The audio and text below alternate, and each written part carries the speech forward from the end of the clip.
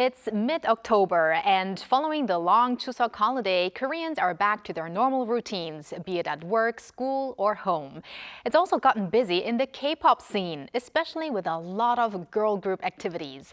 We hear of song and album releases one after another, from veteran girl groups like TWICE to rookies like Hearts to Hearts. For more, we now connect to Grace Kao, K-pop columnist and professor at Yale University. Welcome back, Professor Kao. Hello, Professor.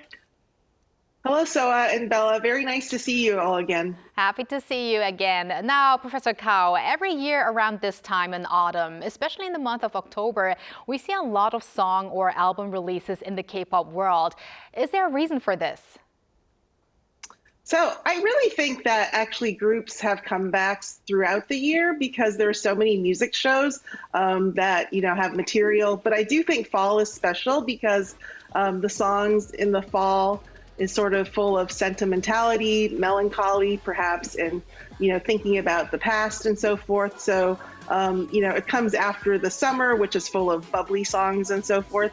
So I think it's a really nice time for moody songs.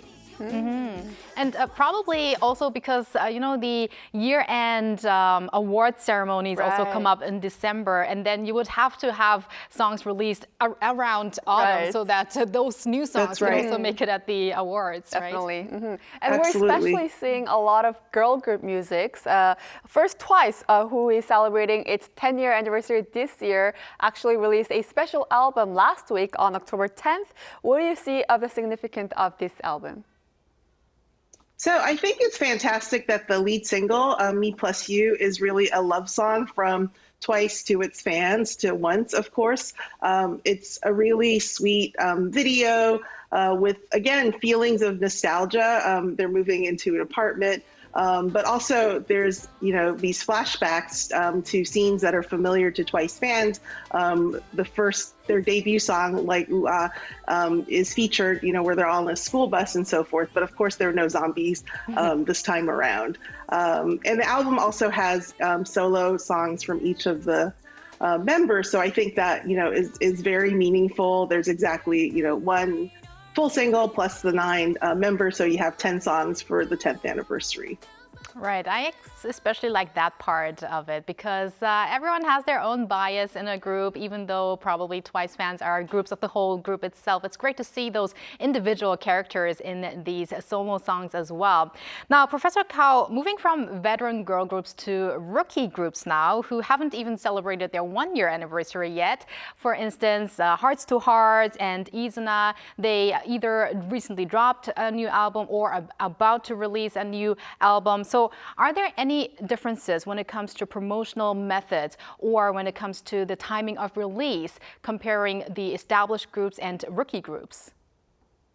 I mean, I do think all K-pop groups work extraordinarily hard, but new groups, rookie groups in particular, are under a lot of pressure. Imagine if you're a new group and there's another new group that's similar to you and they're producing 3 songs a year.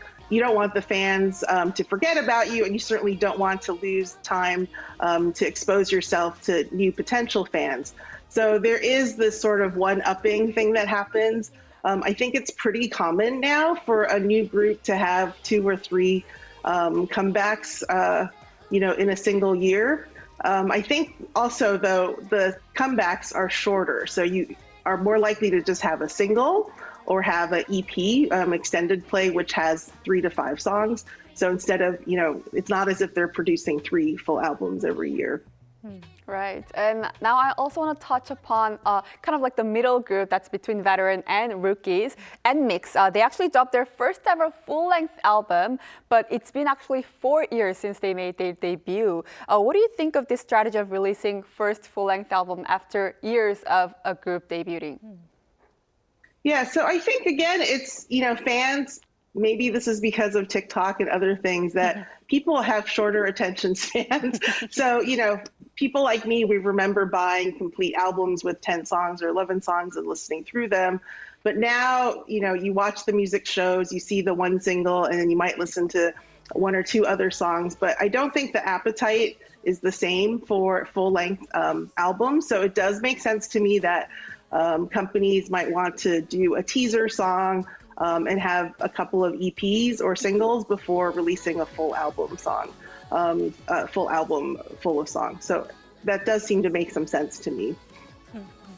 And I think also some of the members of NMIXX, they actually took part in the song makings. They wrote some of the lyrics of the songs. So maybe if they have a full-length album where they even participate together, they can show their fans really their own color after those years and finding their color after those years after their debut. So that could be maybe another reason. Yeah, and let's also talk about the comeback periods, in fact. So it's become the norm for K-pop groups to release a new song or new album, maybe in the span of 6 months, sometimes even 3 months, even shorter. So can we even call that a comeback? And why are the break terms becoming so shorter and shorter? It's so interesting that you say that, because when I first got into K-pop, that's the first thing I think a Westerner, someone in the US would notice, is that when we say comeback, we use it as for a group that has been gone for 5 or 10 years. So if HOT suddenly had a new EP, that would be a comeback. So I sort of had to get used to the lingo of a comeback simply meant that it wasn't their debut song. But of course, the periods have gotten shorter and shorter, even in the last 5 or 6 years. It's quite noticeable, and so I do feel for idols that have to keep producing new songs. So I think that's the trade-off, is having more frequent releases, but the releases are shorter. And you're absolutely right to say that it might make sense for fans to, have time to develop a bias and be very attentive to their favorite member in a group. Right. And another group that's actually releasing a new release is LE SSERAFIM. They will actually drop a new single titled Spaghetti later this month. The group has met so many international fans through their world tour. So how do you think these kind of overseas market and world tours have impact on comeback timing of groups? Yeah, so I think, actually in the West, I think the summer is a really big time for tours and so forth. And so there is, again, I just think the K-pop timing is different because of all the music shows that are on. And as you mentioned, the year-end shows. I want to come back, though, to this idea of nostalgia, because I feel like in all the groups we've talked about today, in TWICE, ISNA, Hearts to Heart, and also LE SSERAFIM, that there are all, elements of nostalgia. You can see it in the lighting. For LE SSERAFIM's new promotional items that started in late September, you have very highly pixelated images with fonts from, the early Macintosh computers from the late 80s to the, they look like the computers I grew up with. So they're actually really fun for me to see as well. And you're not the only one there. Now, Professor Kao, what impact can be expected in the K-pop industry from groups making their comebacks at around the same time? They're going to have more rivalry there, or does it actually help them if they come back together? I mean, I used to think that companies were trying to avoid having their own groups come back at the same time, but I think there's so many groups now, it's actually hard to do. I was looking at, I won't say which company, but their schedule of comebacks for just this next month, and basically most of their groups are having comebacks and they overlap with each other, so it's sort of difficult to avoid when you have so many different groups that are coming. And so I guess that's just the side of K-pop being so full of new groups all the time. It's a lot of work for the idols, but it's also fun and exciting, but also a lot of work for the fans because there's always new things to look for. And it is a little bit hard to keep up sometimes.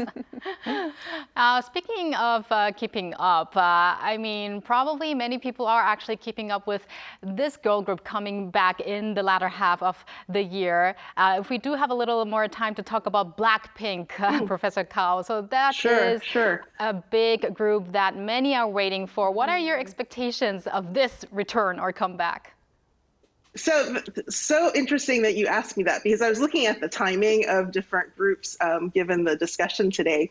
And then actually Blackpink, I was going to say that many groups might try to avoid the Christmas season for a comeback, but their new album I think is coming back in December. So I guess groups like Blackpink and BTS can do whatever they want because the fans are, very eagerly waiting for their materials. But, again, the members of Blackpink have all been super busy, and we've seen lots of individual releases and also successes. So I'm sure everyone's excited to see what the group will come up with. Right. Well, today we had a focus on girl groups, but speaking of BTS, I wonder who's going to make it bigger on the charts, Blackpink versus BTS. I know. There's going to be a lot of No, attention on that. definitely. But thank you very much, Professor Kao, for your insights today. Have a K-pop-filled autumn season, and talk to you next time. Thank you, Professor. You too. Thank you for having me again. Bye.